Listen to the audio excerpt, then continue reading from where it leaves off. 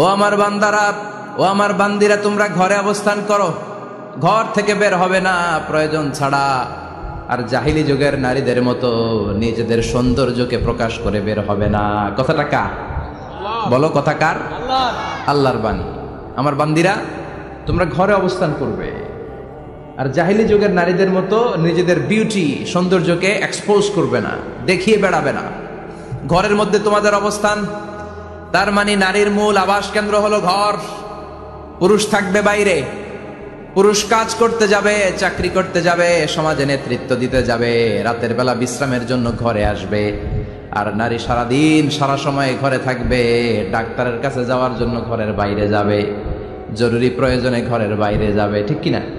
তাহলে ঘরটা বেসিক্যালি নারীদের, ঘর নারীদের দখলে, আর বাহিরটা আমাদের দখলে। এটা হচ্ছে আল্লাহর দেয়া সিকোয়েন্স। সুবহানাল্লাহ পড়েন। কিন্তু নারীরা এখন ঘর থেকে বাইরে বেরোতে শুরু করেছে। আল্লাহ সিকোয়েন্স দিলেন নারী থাকবে ঘরে, পুরুষ বাইরে। আমরা উল্টায় ফেলছি, এখন আমরা থাকি ঘরে, নারীরা চলে গেছে বাইরে। এজন্য জ্বালা যন্ত্রণা ফ্যামিলির ভিতরে বেশি না কম? আমি বলে থাকি যে নারীরা দুই জায়গায় খুব বেশি যায়, হুমরি খেয়ে পড়ে। এক যায় বাজারে, দুই যায় মাজারে, ঠিক কিনা? মাজারে যায় অনেক, ছেলে নাই মেয়ে নাই, ভাবে যে মাজার থেকে সন্তান পাওয়া যায়। এরকম আছে না নাই?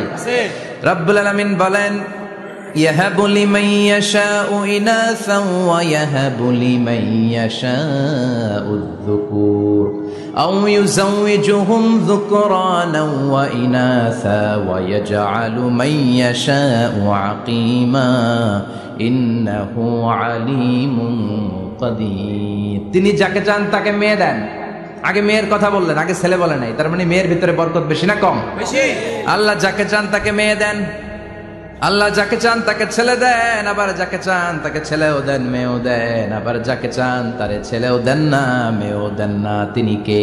আল্লাহ। এজন্য চাইতে হবে তার কাছে, মাজারে যে চাওয়া যাবে না। আমার বোনেরা, খবরদার খবরদার খবরদার, মাজারে যে কিচ্ছু যাবেন না। মাজারে তো আপনাদের যাওয়ারই দরকার নাই, কারণ নারীদেরকে কবরের সামনে যে কবর জিয়ারত করতে নিষেধ করেছেন মুহাম্মদ সাল্লাল্লাহু আলাইহি ওয়াসাল্লাম। কারণ নারীরা দুর্বল চিত্তের অধিকারী হয়, রক্ত দেখলে ভয় পায়, পায় না?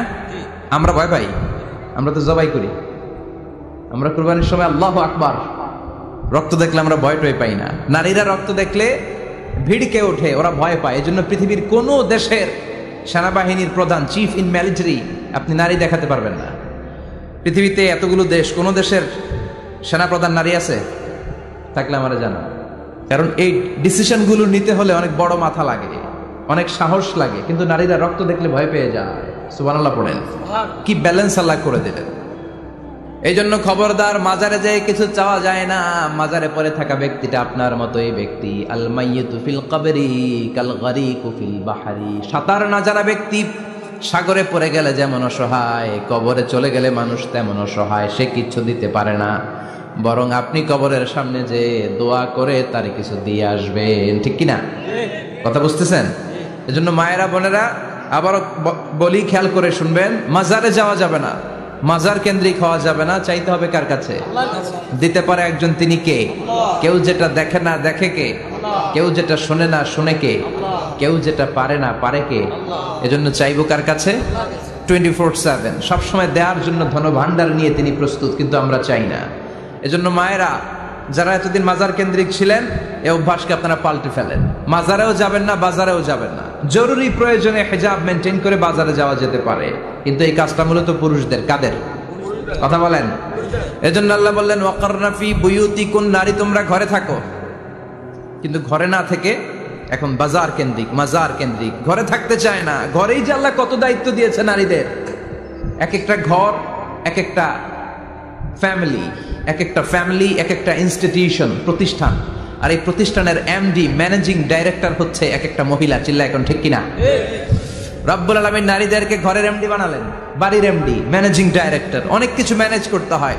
ফুড ম্যানেজমেন্ট জানা লাগে, কুকিং ম্যানেজমেন্ট জানা লাগে, রেয়ারিং আপ দ্য চিলড্রেন জানা লাগে, ডিপ্লোমাসিও জানা লাগে।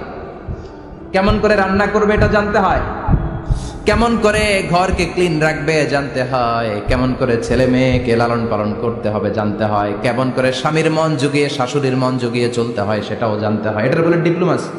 কূটনৈতিক জ্ঞান না থাকলে আরেক বাড়ির মাইয়া নতুন এক বাড়িতে যাইয়া সবার সাথে মিলেমিশে চলতে পারে? কথা কর, তো আপনার ডিপ্লোমেসি জানা লাগে, আপনার food management, cooking management, washing management, rearing up the চিলড্রেনদেরকে কিভাবে বড় করতে হয় এটা জানতে হয়। তো এত দায়িত্ব ধুইয়া আপনার ম্যানেজিং ডাইরেক্টরের দায়িত্ব দিয়ে আপনি বাইরে যান কেন? কথা বলেন। এজন্য আল্লাহ বললেন ওয়াকারনা ফি বুয়ুতিকুন্না, ঘরে থাকবা।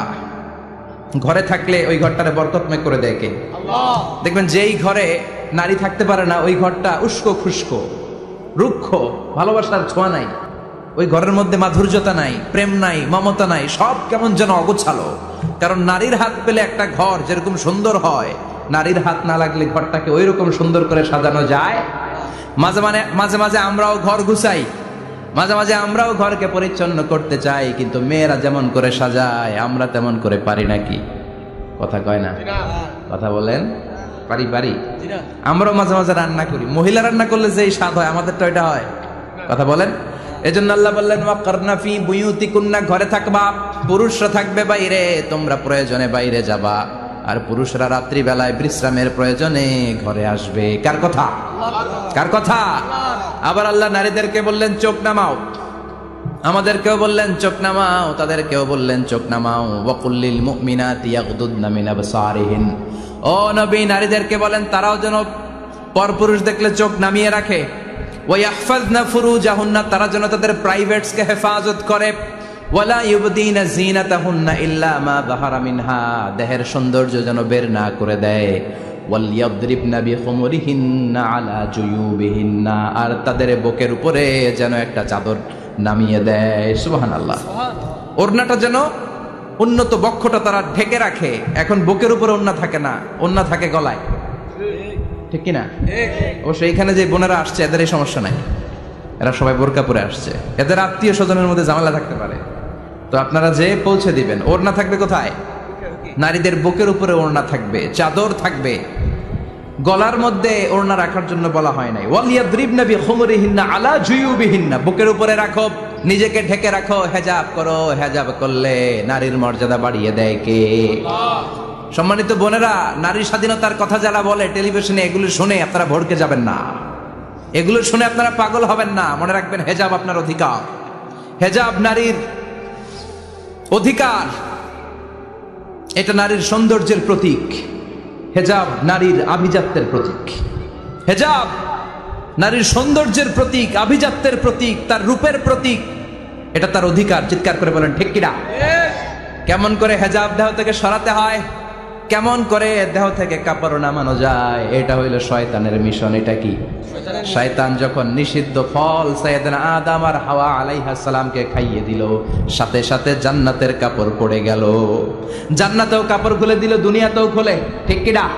শয়তানের মিশনই এইটা, কাপড় যত কমানো যায়, কাপড় যত কমানো যায়। এজন্য খবরদার, আপনারা অনেক সম্মানিতা, খেয়াল রাখবেন পৃথিবীতে যে জিনিসের মর্যাদা যত বেশি, সম্মান যত বেশি, যেটা যত বেশি দামি ওইটা তত বেশি প্যাকেটের ভিতরে থাকে, ঠিক কিনা?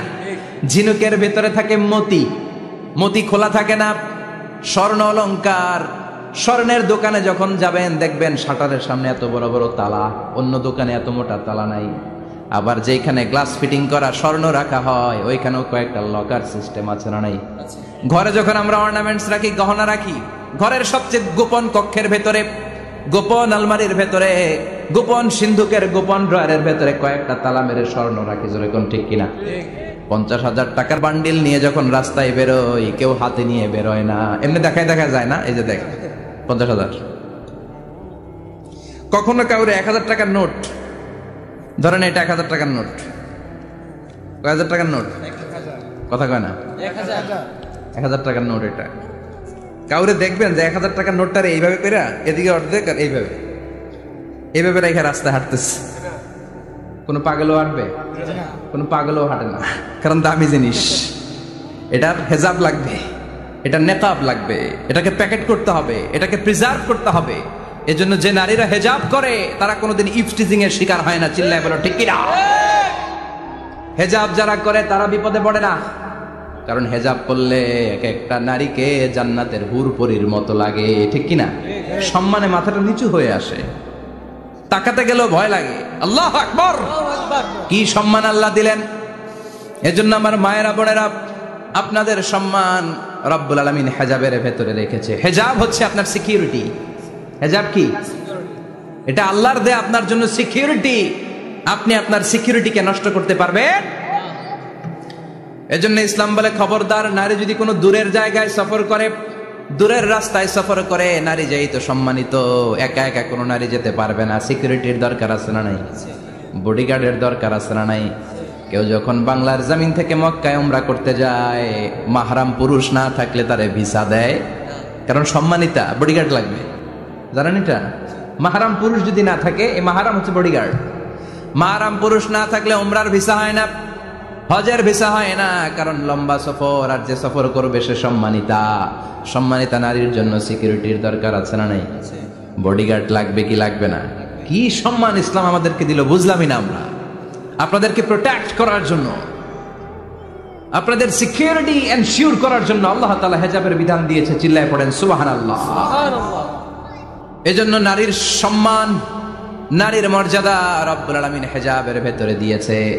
আবার নারীর মধ্যেও হিজাবের তারতম্য আছে না নাই? যাদের বয়স বেশি তাদের হিজাব কম, যাদের বয়স কম তাদের হিজাব বেশি। সুবহানাল্লাহ, কি ব্যালেন্স!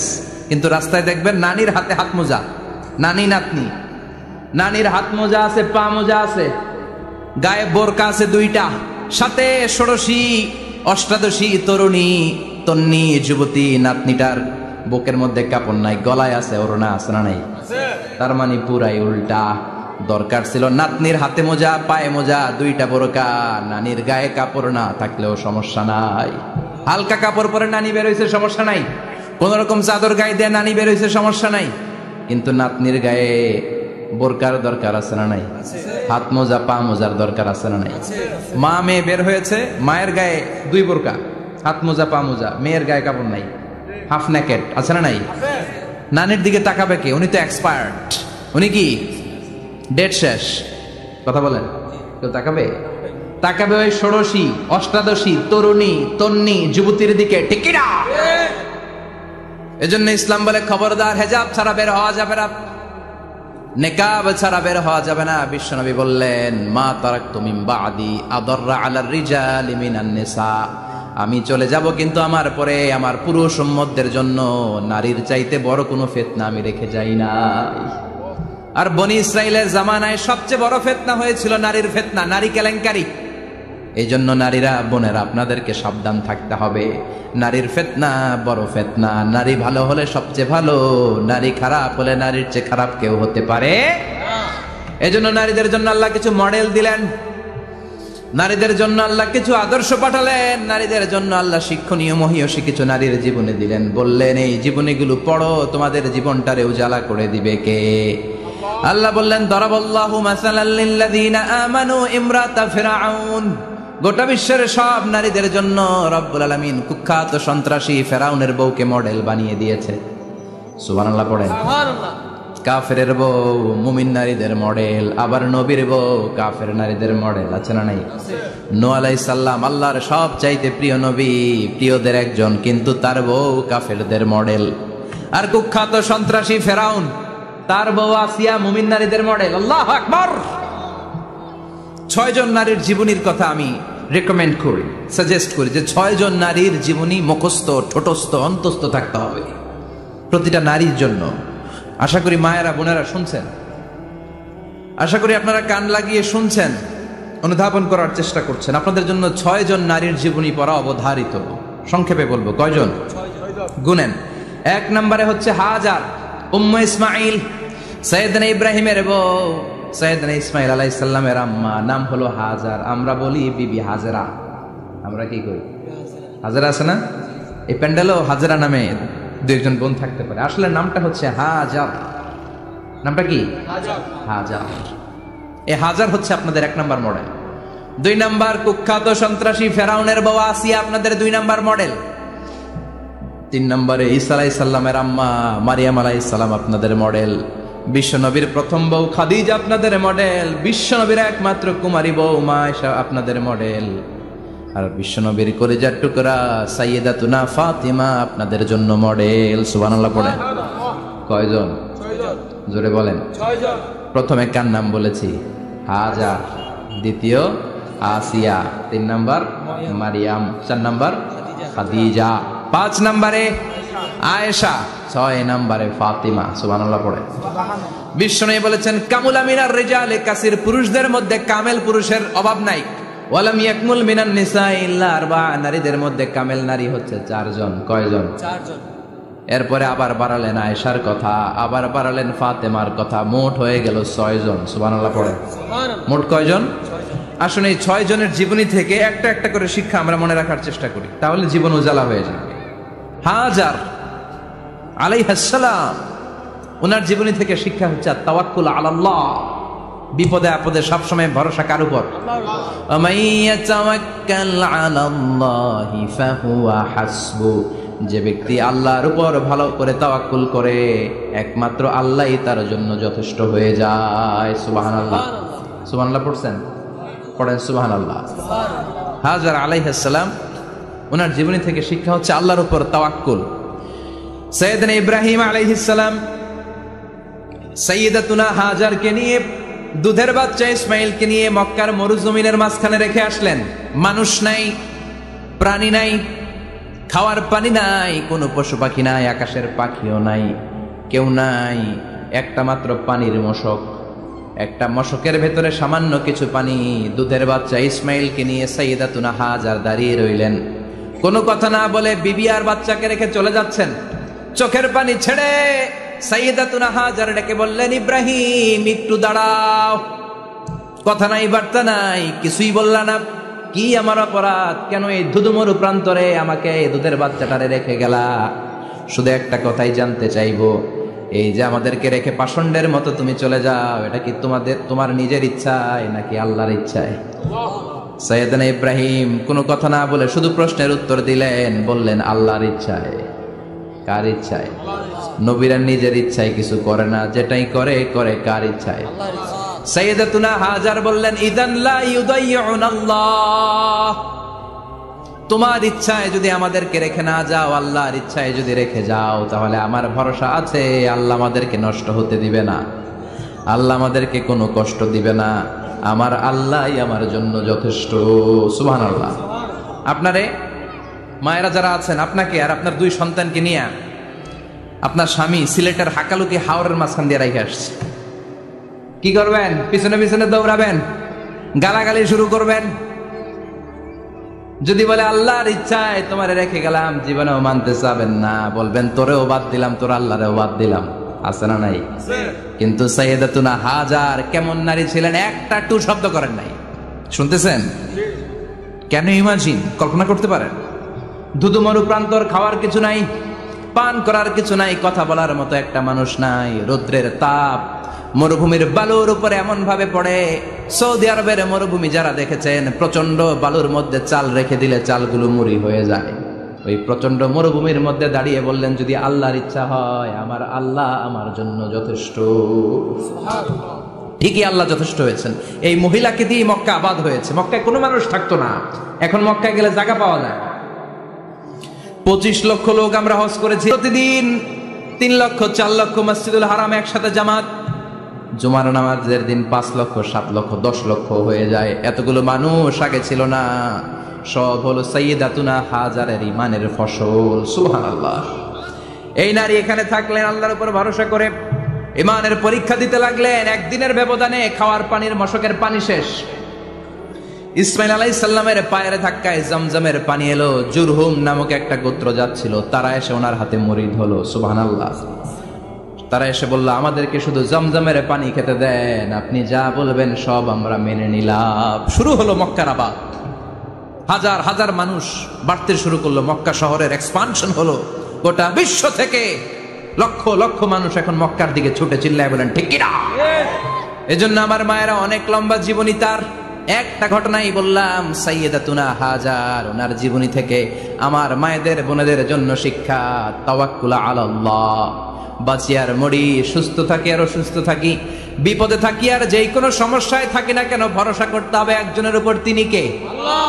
আল্লাহর উপর যে ভরসার মতো ভরসা করতে জানে, আমার আল্লাহই তার জন্য যথেষ্ট। ঠিক কিনা? তাহলে হাজার থেকে আমার বোনদের জন্য শিক্ষা হচ্ছে, তাওয়াক্কুল করবো আমরা কার উপরে? ভরসা রাখবো কার উপর? না নৌকার উপর, না ধানের শীষ, নাকি লাঙ্গল, নাকি দাড়িপাল্লা? ভরসা কার উপরে?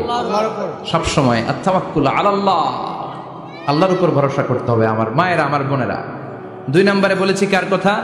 আসিয়া রাদিয়াল্লাহু তাআলা আনহা আলাইহাস সালাম, ফেরাউনের স্ত্রী।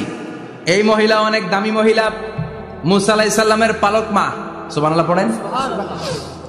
নিজের সন্তান ছিল না, সাইয়েদনা মুসা আলাইহিস সালামকে মায়ের মতো লালন পালন করেছেন। গোপনে গোপনে মুসা আলাইহিস সালামের উপর ঈমান এনেছেন। গোপনে গোপনে রাত্রিবেলা তাহাজ্জুদ পড়ে চোখের পানি ছেড়ে চাইতেন কার কাছে? ফেরাউনের বউ আর ফেরাউনের ফিনান্স মিনিস্টার, অর্থমন্ত্রীর বউ, 2 জন লুকিয়ে কালিমা পড়ে মুসলমান। ফেরাউন কিছু জানে না। সুবহানাল্লাহ। কি আল্লাহর খেলা! ফেরাউন লক্ষ লক্ষ বনি ইসরাইলের ছোট্ট বাচ্চাকে জবাই করেছে একটা বাচ্চাকে ঠেকানোর জন্য। নাম কি? মুসা। আর ফেরাউনের ঘরে আল্লাহ মুসাকে বড় করলেন। কোন সুবহানাল্লাহ! লুকিয়ে লুকিয়ে ঈমান আনলো। ফেরাউনের বউ আসিয়া, অর্থমন্ত্রীর বউ, 2 জন মিলে ফেরাউনের কাছে ঘটনা পৌঁছে গেল, খবর পৌঁছে গেল। ফেরাউন ডেকে পাঠালো। দুধের বাচ্চাকে নিয়ে ফেরাউনের অর্থমন্ত্রীর বউ হাজির।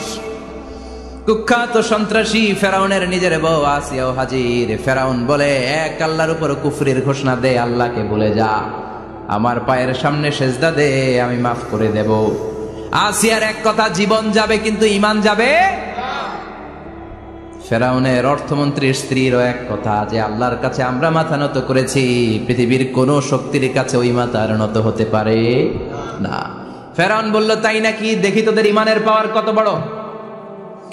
অর্ডার করলো বিশাল বড় পাতিল নিয়ে আসো, কড়াই নিয়ে আসো, কড়াই ভর্তি তেল গরম করতে শুরু করো। টকবক টকবক করে কড়াইয়ের মধ্যে গরম তেল। ফেরাউন বলে, ও অর্থমন্ত্রীর স্ত্রী, তোমারে অনেক ভালো জানতাম, এখনই আমার পায়ের সামনে সেজদায় লুটিয়ে পড়ো, আল্লাহরে ছাড়ো, আমি তোরে ছেড়ে দেব।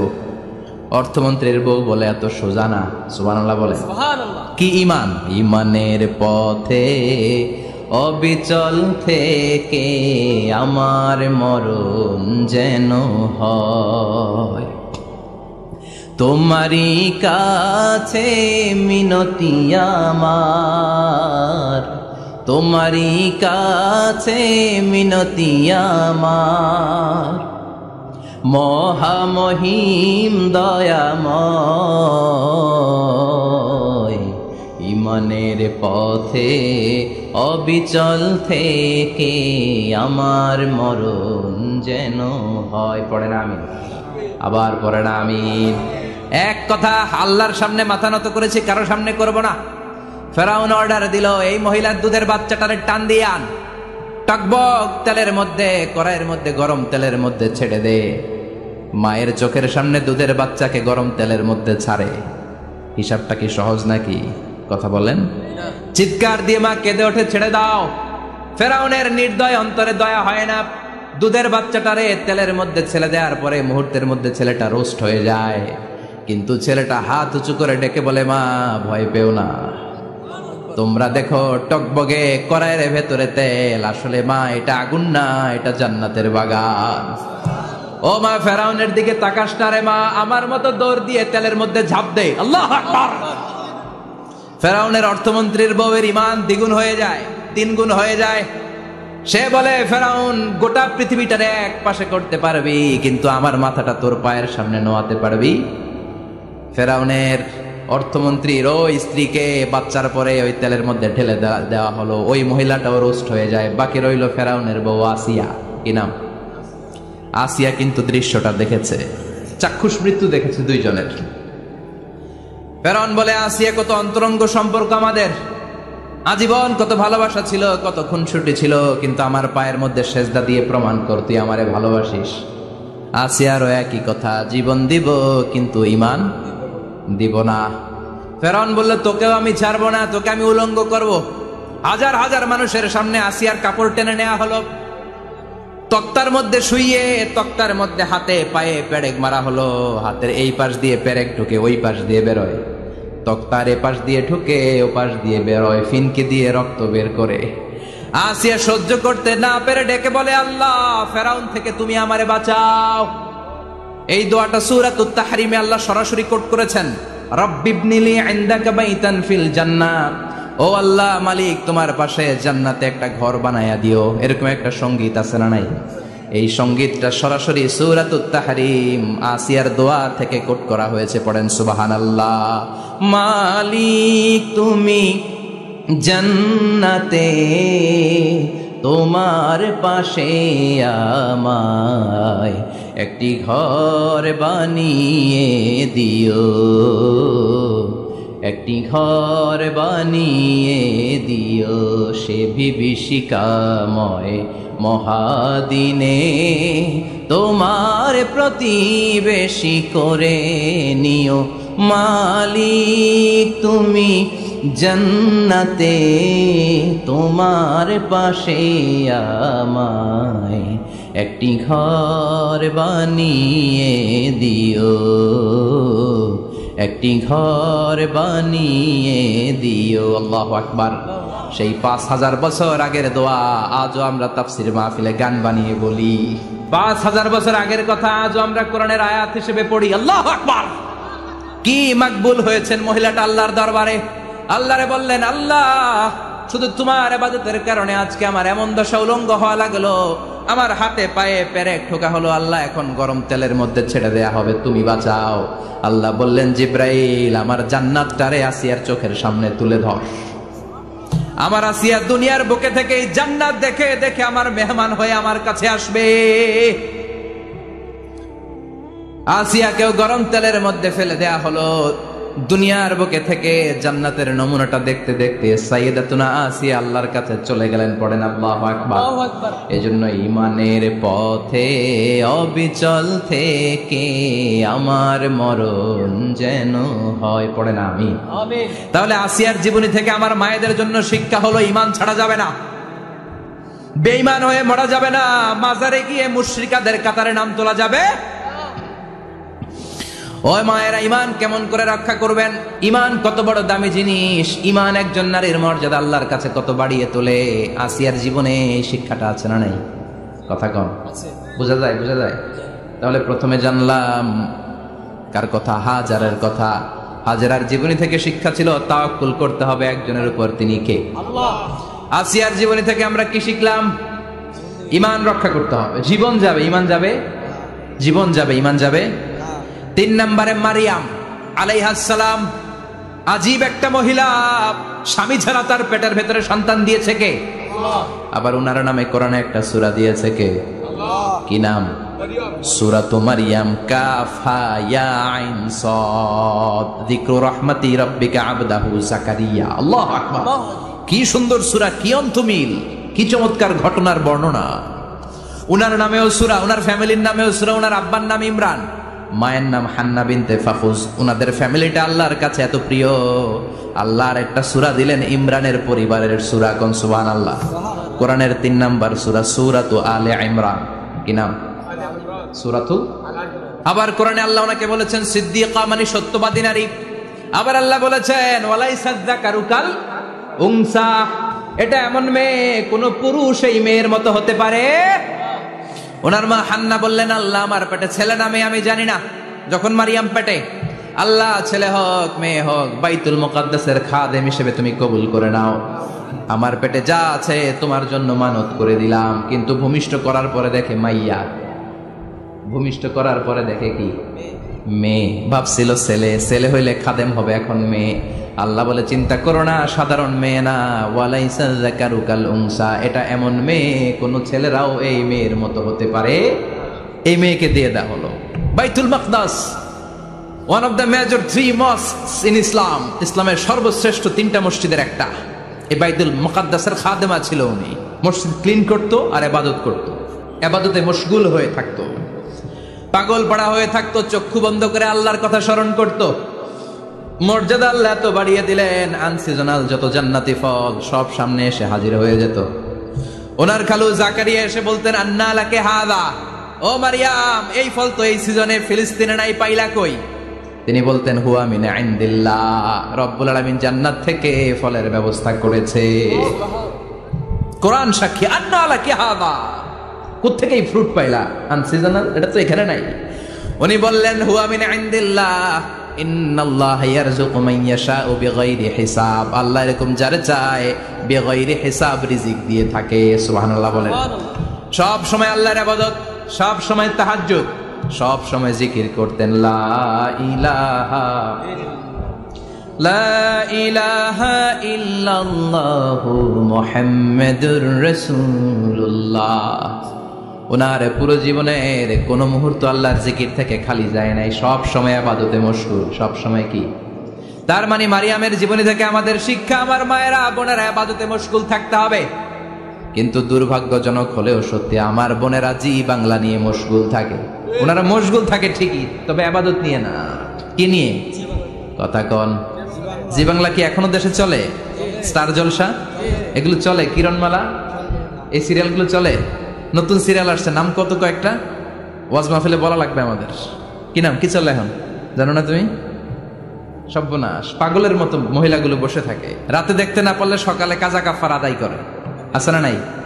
কাজা আদায় করে ফেলে সকালে। খবরদার, জি বাংলা, স্টার জলসা, হিন্দি মুভি নিয়ে মশগুল থাকা যাবে না আমার বোনেরা। আপনিই পারেন আপনার ফ্যামিলিটারে জান্নাতে ফ্যামিলি বানাতে, আপনিই পারেন পরিবারটারে শান্তিময় করতে। নারী ভালো তো পরিবার ভালো। এজন্য মারিয়াম আলাইহিস সালামের জীবনী থেকে আমার বোনদের জন্য শিক্ষা, ঘরের সব কাজ শেষে অবসর যেই সময়টা পাবো ইবাদতে মশগুল হয়ে যাব, ঠিক কিনা? ইবাদতে মশগুল থাকার দরকার আছে না নাই? তাহলে মারিয়ামের মতো আপনাদের মর্যাদাও বাড়িয়ে দিবে কে?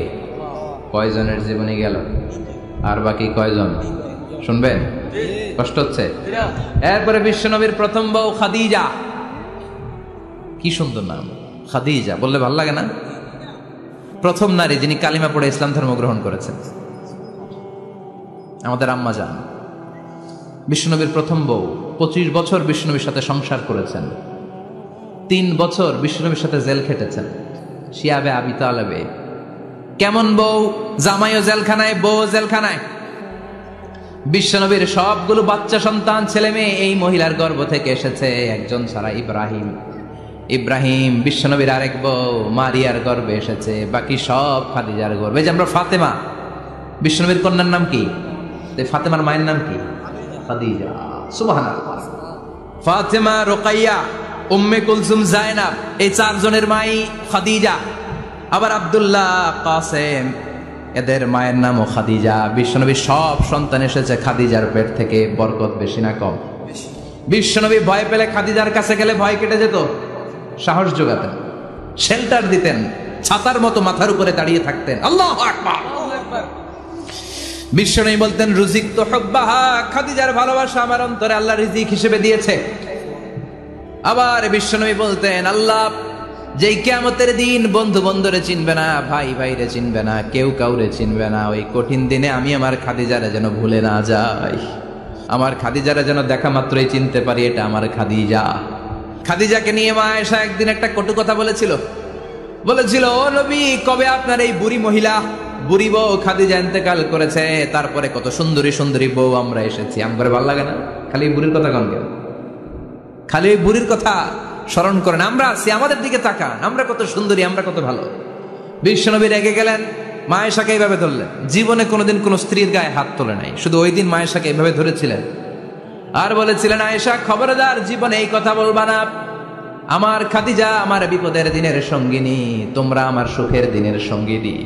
তোমরা কেউ আমার সাথে জেল খাটো নাই, খাদিজা আমার সাথে জেল খেটেছে 3 বছর। কয় বছর? আল্লাহু আকবার। কি মহিলা ছিল! বিশ্বনবীকে সবসময় আগলে রেখেছে, শেল্টার দিয়েছে, প্রতিভক্ত ছিল। খাবার নিয়ে বিশ্বনবীর জন্য এদিক সেদিক যেতেন, বিশ্বনবী না আসলে খেতেন না। বিশ্বনবীকে কলিজার চাইতো বেশি ভালোবাসতো, পতি যা বলবে তাই শুনতো। ও মায়েরা, খাদিজাতুল কুবরার জীবনী থেকে আপনাদের জন্য শিক্ষা হলো প্রতিভক্তি। কি ভক্তি? এখন প্রতিভক্তি নাই, আমরা করি নারী ভক্তি। এখন নারী নির্যাতন কমে গেছে বাংলাদেশে, বেড়ে গেছে পুরুষ নির্যাতন। কথা কন। এখন আমরা ভক্তি করা লাগে, আমরা ভক্তি না করলে ঘরে খাওয়ান নাই, এরকম ঝামেলা আছে না নাই? কথা বলেন। আপনাদের নাগাইশের মহিলারা অনেক ভদ্র, নাগাইশের মহিলারা নিশ্চয়ই পতিকে অনেক ভক্তি করে। মায়েরা, বোনেরা, আপনার স্বামী যদি আপনার উপরে নাখোশ থাকে, আপনার এবাদত আপনাকে বাঁচাতে পারবে না। বিশ্বনবী ফাতেমাকে বললেন, ফাতেমা তুমি বিশ্বনবীর মেয়ে হতে পারো, কিন্তু আলী যদি তোমার উপর নাখোশ থাকে তোমার সব শেষ, সব শেষ। আবার বিশ্বনবী বললেন, আমি যদি এক আল্লাহ ছাড়া কারো সামনে মাথাটা নত করার বিধান দিতাম, এক আল্লাহ ছাড়া যদি কাউকে সেজদা করতে আমি বলতাম, আমি দুনিয়ার সব নারীদের বলতাম স্বামীর পায়ে সেজদা দিয়ে পড়ে থাকো। কি সম্মান আল্লাহ দিলেন স্বামীকে। আপনার জান্নাত আপনার স্বামীর ভেতরেই। স্বামীকে সন্তুষ্ট করেন, স্বামীর আনুগত্য করেন, দেখবেন ফ্যামিলিটা সুন্দর হবে। আর স্বামীরা স্ত্রীদেরকে ভালোবাসেন, স্ত্রীদেরকে ভালোবাসার গল্প শোনাবেন, দামি দামি শাড়ি কিনে দিবেন, স্ত্রীর সাথে প্রেম নিবেদন করেন, ভালোবাসা নিবেদন করেন, সংসারটারে শান্তিপূর্ণ করে দিবে কে? তার মানে খাদিজাতুল কুবরার জীবনে থেকে শিক্ষা কি? বললা গেছি কি শিক্ষা? প্রতিভক্তি। কি ভক্তি? স্বামীকে ভক্তি করা লাগবে, তা না হলে জান্নাত নাই। এরপরে বিশ্বনবীর একমাত্র কুমারী বউ নাম কি? আয়েশা। বিশ্বনবী বললেন, উরিতুকি ফিল মানামি সালাসা লায়াল। আয়েশা, বিয়ের আগে তোরে কিন্তু আমি 3 বার স্বপ্নে দেখছিলাম। সুবহানাল্লাহ কইবেন না? বড্ড খুশি হয়ে গেলেন আয়েশা। এরপরে বললেন, 3 বার স্বপ্ন দেখার পরে তোমার ব্যাপারে মনের মধ্যে কেমন কেমন যেন ভালো লাগে। তারপরে একটা ছোট্ট কাগজের মধ্যে, জান্নাতি কাগজ, রেশমি কাপড়ের মধ্যে তোমার চেহারাটা এনে জিব্রাইল বললেন, দেখেন নবী কেমন লাগে? আমি কইলাম ভালো লাগে। কার মেয়ে? আপনার বন্ধু আবু বকরের মেয়ে, বিয়ে করবেন নাকি? বিশ্বনবী বললেন, ও জিব্রাইল তুমি যদি ঘটক হও, আল্লাহ যদি হয় কাজী, আমি মুহাম্মদ বিয়েতে রাজি। সুবহানাল্লাহ পড়েন। বিয়ে হয়ে গেল, কিন্তু ঘরে দামি ফার্নিচার নাই, টাকা পয়সাও তেমন নাই, কিন্তু আছে খালি সুখ। আছে কি? যেটা টাকা দিয়ে কিনা যায়, টাকা দিয়ে বাড়ি কিনা যায়, গাড়ি কিনা যায়, সুখ কিনা যায় নাকি? টাকা দিয়ে বিছানা কিনা যায়, বালিশ কিনা যায়, ঘুম কিনা যায় নাকি? কথা বলেন। এজন্য সুখ দেয়ার মালিক কে? দোকানে সুখ পাওয়া যায়? নাকাইশ বাজারে তো সুখ বেছে না, বেচতে নিয়ে যাইতাম আজকে গাড়ি থেকে। সুখ বেছে? কথা কন। সুখ পাওয়া যায় না। সুখ দেয়ার মালিক একজন, তিনি কে? মা আয়েশা একমাত্র কুমারী বউ। আদর করে তিনি ডাকতেন হুমায়রা, আবার মাঝে মাঝে ডাকতেন ইয়া আইশু। আয়েশা না, আয়েশু সংক্ষেপ। এত ভালোবাসতেন মা আয়েশাকে। মা আয়েশা গ্লাসের যেই জায়গা দিয়ে পানি খেতেন, বিশ্বনবী ওই জায়গায় মুখ লাগিয়ে পানি খেত। মা আয়েশা গোশতকে হাড্ডি ফেলে দিলে বিশ্বনবী ওই হাড্ডিটা নিয়ে চষতে শুরু করে দিত। এক বালতি থেকে পানি নিয়ে 2 জনে গোসল করত। আবার বিশ্বনবীর সাথে সাথে মাঝে মাঝে বায়না ধরতো, মাঝে মাঝে রাগও করত। সুবহানাল্লাহ কোন? স্বামী স্ত্রীর মধ্যে একটু রাগ আছে না নাই? রাগ থাকলে ওইটারে আবার ভালোবাসায় পরিণত করে দেয় কে? রাগ না থাকলে ভালোবাসা তো ভালোবাসাই না। রাগ থাকতেই হবে, তাইলে ভালোবাসার মর্ম বোঝা যায়। চিল্লায় বলেন ঠিক কিনা? ক্ষুধা না থাকলে খাবারের মর্যাদা বোঝা যায় না। সারাদিন পেট ভরা, খাওয়ার মজা বুঝবেন? ক্ষুধা, প্রচন্ড ক্ষুধা, তৃষ্ণার্ত, লেবুর শরবত পাইলে অমৃতের মতো লাগবে। প্রচন্ড ক্ষুধা, হাজি বিরিয়ানি পাইছেন 1 প্লেট, ইচ্ছে মতো খাবেন, কিন্তু পেট ভর্তি, হাজি বিরিয়ানি খাওয়া যাবে? এজন্য রাগ না থাকলে ভালোবাসা যে কত দামি, ভালোবাসা যে আল্লাহর পক্ষ থেকে কত বড় নেয়ামত বোঝা যায় না। মাঝে মাঝে মা আয়েশা রাগ করতেন। শুনতেছেন? বিশ্বনবী বলেন, আয়েশা কখন তুমি রাগ করো, কখন তুমি আমারে ভালোবাসো আমি বুঝি। সুবহানাল্লাহ পড়েন। মা আয়েশা বললেন, কেমনে বুঝেন? বিশ্বনবী বললেন, যখন তুমি রাগ করো তখন নামাজের পরে দোয়ার মধ্যে বলো, ও ইব্রাহিম আলাইহিস সালামের আল্লাহ, আপনি আমার উপর দয়া করেন। তার মানে তুমি রাগ করে আছো, আমার নাম নাও নাই। আর যখন আমার উপর খুশি থাকো নামাজের পরে দোয়াতে বলো, মুহাম্মদ সাল্লাল্লাহু আলাইহি ওয়াসাল্লামের আল্লাহ, আপনি আমাদের উপর রহমত করে। তার মানে খুশির সময় তুমি আমার নাম নাও, রেগে গেলে অন্য নবী দেওয়ার দোয়া সাইরা দাও, রেগে গেলে আমার নামটা নাও না। মা আয়েশা বলে, নবী গো, আমি তো শুধু নামটাই মুখ দিয়ে নেই না, কিন্তু কলিজা থেকে তো আপনারে বাদ দিতে পারি না। আল্লাহু আকবার! কি ভালোবাসা! মা আয়েশা বলতেন, আমি যখন বিশ্বনবীর সাথে শীতের রাতে এক ল্যাপের নিচে ঘুমাতাম, তখনও জিব্রাইল ওহী নাজিল করত। সুবহানাল্লাহ নাই? সুবহানাল্লাহ। কোন স্ত্রীর সাথে অন্তরঙ্গ বসবাসের সময় কোরআনের ওহী নাজিল হতো না। একমাত্র মা আয়েশার সাথে যখন এক বিছানার এক ল্যাপের নিচে 2 জন শুয়ে আছে, কোরআনের আয়াত নাজিল করছে কে? আবার মা আয়েশা বলছেন, আমার কারণে ও মুসলিম উম্মাহ তোমরা তায়াম্মুমের বিধান পেয়েছো। ফাতায়াম্মামু সাঈদান তাইয়্যিবা। মা আয়েশা একটা যুদ্ধে গিয়েছিলেন, যুদ্ধ থেকে ফেরার পথে মা আয়েশার গলার লকেট নাই। মাঝে মাঝে হয় না, মহিলা গলার লকেট পায় না, পুরা বাড়ি আগুন করে ফেলাইছে, লকেট নাই, লইয়া গেল রে, নিয়ে গেল রে, হারাইলাম রে। মা আয়েশার লকেট নাই। লকেট হারানোর পরে মা আয়েশা কান্নাকাটি। বিষ্ণু বললেন থামো। অনেকক্ষণ থামার পরে লকেট খুঁজে পায় না, সবাই খোঁজাখুঁজি, লকেট কই, লকেট কই, লকেট খুঁজে পায় না। ওদিক দিয়ে মাগরিবের নামাজের সময়ও শেষ, নামাজের সময় শেষ। আর যেই জায়গায় লকেট খোঁজার জন্য থামা হয়েছে ওই জায়গায় আবার পানি নাই, পানি সামনে, পানির দিকেও যেতে পারে না, লকেটও খুঁজে পায় না, নামাজও পড়া যায় না। সব সাহাবীরা মিছিল শুরু করছে, আবু বকর রে ধর ধর ধর, আবু বকর রে ধর। আবু বকরের মেয়ের কারণে নামাজ আমাদের চলে যাচ্ছে। সাইয়েদনা আবু বকর ঘটনা বেসামাল দেখে আয়েশার কাছে গেল, যে দেখে বিশ্বনবী মা আয়েশার কোলের মধ্যে, ল্যাপের মধ্যে মাথা দিয়ে শুয়ে আছে। রাগের চোটে বুখারীর বর্ণনা, আঙ্গুল নিয়ে মা আয়েশার পেটের মধ্যে দিল এক খোঁচা। লকেট হারাইলি কেন ক? তোর জন্য বাইরে মিছিল চলে, তোর জন্য বাইরে সব সাহাবারা বলে নামাজ পড়তে হবে, সময় নাই। ও আবু বকর, আপনার মেয়ের কারণে এই কাণ্ড। খাসরা মানে কুমর। আবু বকর মা আয়েশার খাসরাতে এত জোরে গুতা মেরেছেন, মা আয়েশা বললেন এই গুতার কারণে আমি অনেক দূরে চলে যাওয়ার কথা ছিল ব্যথার চোটে, কিন্তু যাই নাই, কারণ কোলে কে? কোলের মধ্যে বিশ্বনবীর মাথা, নড়ে গেলে বিশ্বনবীর ঘুম ভেঙে যাবে, ব্যথাটা হজম করেছি, নড়ি নাই। আল্লাহ তখন আয়াত নাজিল করলেন, ফালাম তাজিদু মাআন ফাতায়াম্মামু সাঈদান তাইয়্যিবা। ও সাহাবারা, মিছিল বন্ধ করো। কোন নারীর বিরুদ্ধে মিছিল করো? এই নারীর সাথে তো বিয়ে আমি সরাসরি বিশ্বনবীর দিয়েছি। যাও, ওজুর জন্য টেনশনে ছিলা, টেনশনের দরকার নাই। আয়েশার কারণে আজকে নতুন করে একটা বিধান দিলাম, আজ থেকে যদি ওজুর পানি না পাওয়া যায়, বালুর মধ্যে 2 হাত বাড়ি মেরে তায়াম্মুম করো, নামাজ পড়ে নাও, কবুল করে নিবে কে?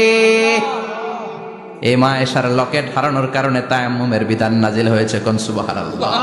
সে বলতেন, ও উম্মতেরা, জেনে রাখো যে তায়াম্মুম করো, এটা কিন্তু আমার কারণে পাইছো। সুবহানাল্লাহ কোন? আবার মা আয়েশা বলতেন, আমার কোলে মাথা রেখে বিশ্বনবী শেষ নিঃশ্বাস ত্যাগ করেছে, আবার আমার ঘরের মধ্যেই বিশ্বনবীর কবর। সুবহানাল্লাহ।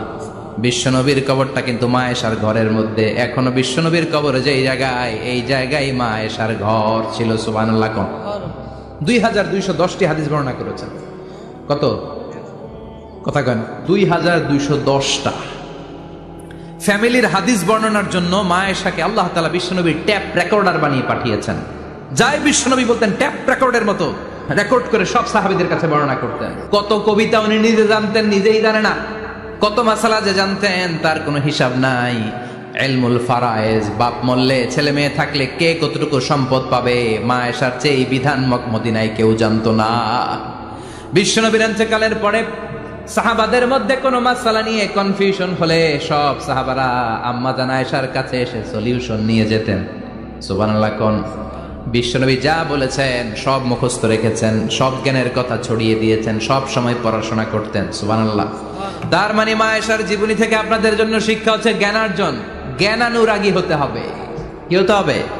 জ্ঞানানুরাগী। বুখারীর বঙ্গানুবাদ পাওয়া যায়, কোরআনের বঙ্গানুবাদ পাওয়া যায়, ইসলামিক অনেক ভালো ভালো রাইটারের বই পাওয়া যায়।